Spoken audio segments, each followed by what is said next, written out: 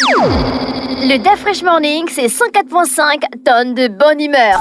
Tous les matins sur Urban FM. La meilleure radio de la capitale. La meilleure radio de la capitale. La meilleure radio de la capitale. Sur les 104.5 Urban FM, on a Grené-Rut, on découvre quoi ce matin? Aujourd'hui, on va parler des pansements intelligents. Je ne sais pas si tu as déjà écouté parler de pansements intelligents. Non. Jamais du tout. Non. Alors, les pansements intelligents... Le pansement, c'est pas le truc qu'on attache là dessus. Oui, mais après, on a maintenant associé ça à l'intelligence artificielle. Pourquoi tu fais genre... On va pas s'en sortir. Bah si, on va s'en sortir parce qu'on développe plus maintenant.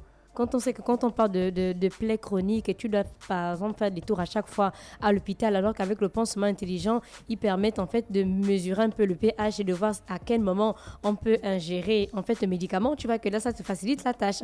Alors une plaie met habituellement moins de 4 à 6 semaines à cicatriser, et lorsque ce n'est pas le cas, on parle de plaies chroniques. Donc c'est pour améliorer le traitement de ce genre de blessures que des scientifiques de l'université de Stanford ont développé le pansement intelligent sans fil. Donc, tu vois, ça vient de l'université de Stanford. Après, on va peut-être faire aussi une rubrique, peut-être un jour, sur nos inventions de sortie de l'université, peut-être de Masuku, on ne sait pas encore. Donc, si tu as une idée, tu me dis et puis je vais faire des recherches. Alors, c'est quoi un pansement intelligent? En fait, un pansement intelligent est bien plus qu'un simple bandage. Donc, il s'agit d'un dispositif médical intégré capable de surveiller l'état d'une plaie en temps réel, de détecter des infections grâce à des capteurs intégrés, d'administrer des médicaments ou encore des antibiotiques directement sur la plaie en fonction des besoins identifiés. Et ces pansements utilisent des technologies avancées comme des capteurs biométriques, des matériaux réactifs ou encore des connexions Bluetooth ou Wi-Fi. Je pense que là, c'est assez développé quand même. Pourquoi on parle des capteurs biométriques? En fait, c'est pour mesurer le pH ou encore la température de la plaie. Pourquoi on parle des matériaux réactifs? En fait, comme des hydrogels, c'est capable de libérer des médicaments sous certaines conditions. Donc, tu peux marcher et si on va dire quoi, si le pansement intelligent décide en fait d'administrer le médicament, tu n'as pas besoin toi forcément d'appuyer un bouton.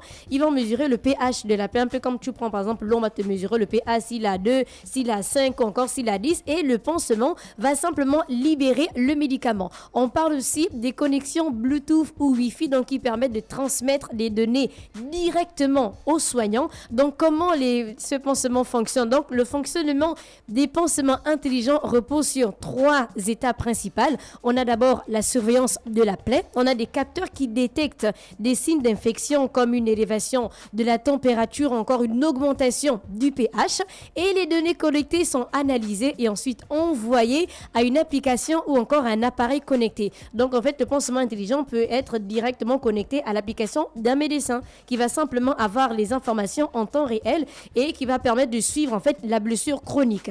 On a le diagnostic en temps réel. Donc les informations recueillies permettent aux médecins de surveiller la progression de la guérison sans retirer le pansement, réduisant ainsi les risques d'exposition de la plaie. Tu vois qu'à chaque fois que tu as le pansement, tu vas toujours enlever pour regarder un peu l'état de la plaie ou à chaque fois que tu remets. Donc là, on n'a plus besoin de faire ça. On a le traitement ciblé. Donc certains modèles peuvent libérer des antibiotiques ou d'autres médicaments uniquement lorsque des signes d'infection sont détectés, limitant ainsi le recours au traitement systématique. Après, on a l'avantage aussi de ces pansements intelligents-là. Donc ces dispositifs offrent de nombreux avantages tant pour les patients que pour le personnel soignant. On a par exemple la réduction des infections parce que la détection précoce d'une infection limite les complications graves. On a le confort aussi pour le patient, donc moins de changements de pansement, donc ce qui réduit la douleur et le risque d'endommager les tissus en cours de guérison. Et on a bien sûr l'optimisation des soins, donc les soignants peuvent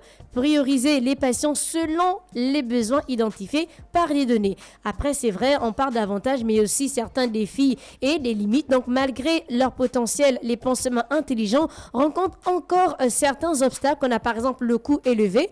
Donc, ces dispositifs restent plus coûteux que les pansements traditionnels, ce qui limite leur accessibilité. On a la production en masse, donc leur fabrication nécessite des technologies complexes et coûteuses. Et on a l'acceptation du public parce que certains patients et professionnels hésitent à adopter encore ces nouvelles technologies. Alors, quand on parle par exemple du cas du Gabon, dans des pays comme le nôtre, où encore les infrastructures médicales sont en pleine modernisation, les pansements intelligents pourraient par exemple améliorer la prise en charge des plaies chroniques, par exemple liées au diabète, donc réduire les coûts hospitaliers en optimisant le suivi des patients, former des professionnels de santé à l'utilisation de dispositifs connectés. Donc ça, c'est pour le cas du Gabon. Et lorsqu'on va par exemple du côté des États du Royaume-Uni, on a ces pansements-là qui sont utilisés. Donc on a qui intègrent des capteurs thermiques, donc qui détectent les infections et changent de couleur pour alerter les soignants. On a l'hydrogel intelligent développé par Harvard, donc capable de libérer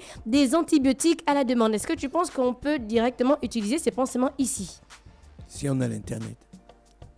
Bon, si toi, vous restez vraiment sur ce cas-là de l'Internet, hein, on n'a pas tellement un problème de connexion ici, la fraîche. Ça passe bien. Après, c'est pas partout. Mais est-ce que tu as un problème de connexion? Est-ce que ça rame quand tu dois faire certains trucs? Tu veux faire la... Tu Non, veux c'est mesurer. bon. Non, c'est bon, je ne... Je vais te donner un exemple. Donne l'exemple.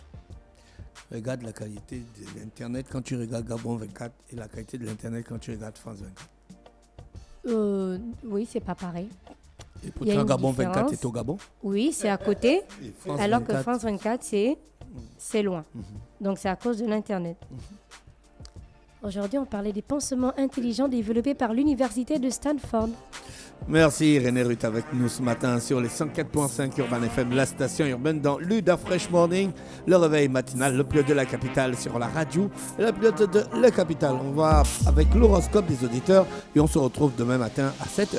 Chers auditeurs, le Da Fresh Morning, c'est 104.5 tonnes de bonne humeur. Tous les matins sur Urban FM. La meilleure radio de la capitale. La meilleure radio de la capitale.